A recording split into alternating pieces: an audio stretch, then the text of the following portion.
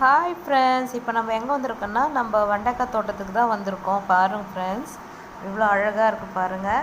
எங்களுக்கு லீவுன்றதுனால நாங்கள் இங்கே கைனிக்கு வந்திருக்கோம். வெண்டைக்காய் செடிலாம் வச்சுருக்காங்க.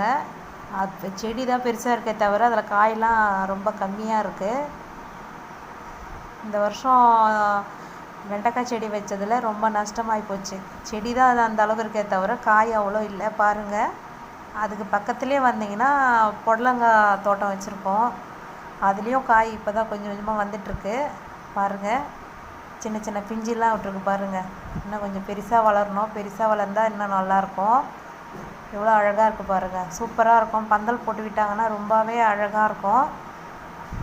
இந்த வழி அந்த பக்கம் இருக்கிறதுனால நான் இந்த பக்கமே இருந்துட்டு வீடியோ எடுக்கிறோம். பாருங்கள், உள்ளெல்லாம் இருக்குது பாருங்கள். பெருசு பெருசாக இருக்குது பாருங்கள்.